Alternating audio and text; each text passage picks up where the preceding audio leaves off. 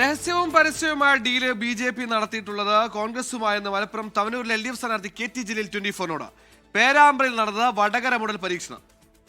മുസ്ലിം ലീഗിന്റെ ഭൗതിക നേതൃത്വം ഭാവിയിൽ ജമാഅത്തെ ഇസ്ലാമിക്കായി മാറിയേക്കുമെന്നും 24ന്റെ മിസസ് ആൻഡ് മിസ്റ്റർ സവാരി ഗിരിയിലാണ് KT ജലീൽ പറഞ്ഞത്. കഴിഞ്ഞ 2 പതിറ്റാണ്ടായി മലപ്പുറത്ത് കേരളം ഉറ്റുനോക്കുന്ന ഒരു പോരാട്ടമുണ്ട്. KT ജലീലിന്റെ പോരാട്ടം. അത് കുറ്റിപ്പുറത്തായാലും തവനൂരായാലും. തവനൂരിൽ ഇത്തവണയും ഇഞ്ചോടിഞ്ച് പോരാട്ടം തന്നെയാണ്. തവനൂരിലെ KT ജലീലിനെ കാണാനാണ് ഇന്നത്തെ നമ്മുടെ യാത്ര.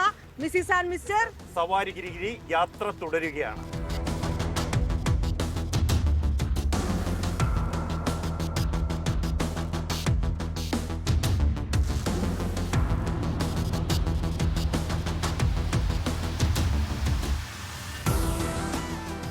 രണ്ട് പതിറ്റാണ്ടായി മലപ്പുറത്ത് ലീഗിനോട് പോരാടി വിജയിച്ചു നിൽക്കുന്ന KT ജലീൽ ഇത്തവണ എങ്ങനെയാണ് സാഹചര്യം?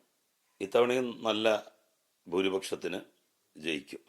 ഓരോ മുക്കുമൂലയിലും ചെന്നാലും വികസന പ്രവർത്തനങ്ങൾ ചൂണ്ടിക്കാണിച്ചു കൊടുക്കാൻ, തൊട്ട് കാണിച്ചു കൊടുക്കാൻ ധാരാളമുണ്ട്. ഈ തെരഞ്ഞെടുപ്പ് ഈ പ്രചരണങ്ങളിലെല്ലാം കേൾക്കുന്ന ഒരു വാക്കാണ് ഡീൽ എന്ന് പറയുന്നത്. ഡീൽ എന്നുള്ള വാക്ക് ഏറ്റവും കൂടുതൽ യോജിക്കുക UDF-നാണ്.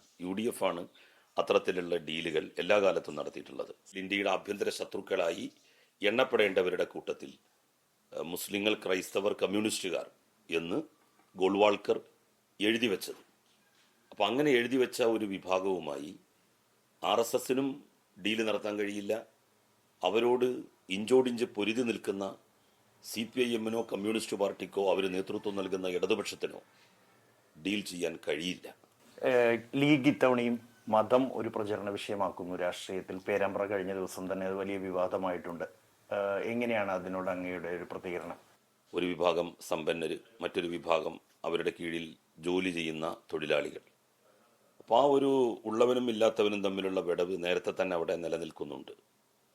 അതിനിടയിലേക്കാണ് ഷാഫി പറമ്പിൽ വടകരയിലേക്ക് ചെല്ലുന്നതും അവിടുത്തെ ഉള്ള വിഭാഗത്തിൻ്റെ ശക്തമായിട്ടുള്ള ഒരു പിന്തുണ, ആളും അർത്ഥവും നൽകി അവർ അതിനെ പ്രോത്സാഹിപ്പിച്ചു.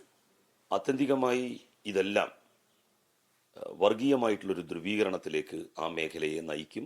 ഈ ഒരു തെരഞ്ഞെടുപ്പിൽ ജമാഅത്ത് ഇസ്ലാമിയുടെയും വെൽഫെയർ പാർട്ടിയുടെയും റോൾ എന്തായിരിക്കും?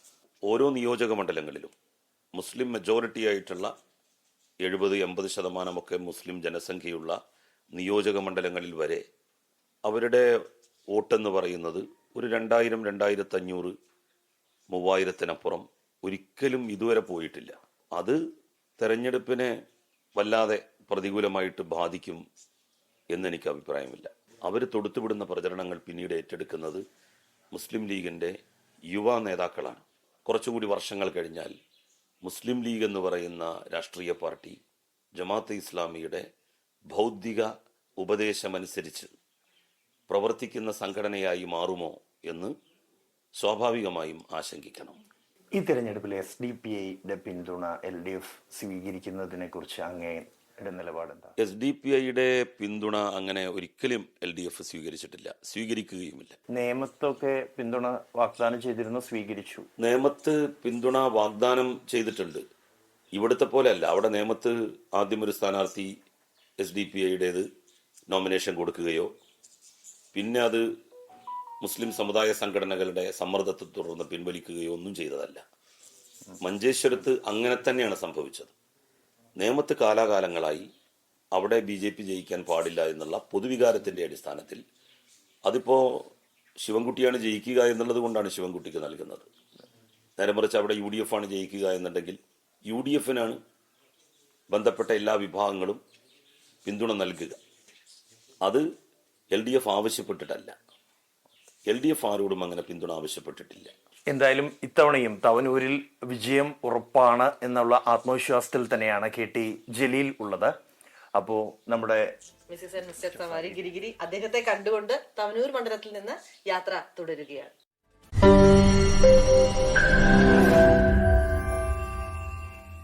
ലോകത്തെവിടെയായാലും ഏത് സമയത്തും 24 വാർത്തകളും ഓഗ്മെന്റഡ് റിയാലിറ്റി പാക്കേജുകളും എക്സ്പ്ലെയിനറുകളും വിശദമായി കാണാൻ ഞങ്ങളുടെ YouTube ചാനൽ നിങ്ങൾക്ക് സബ്സ്ക്രൈബ് ചെയ്യാം.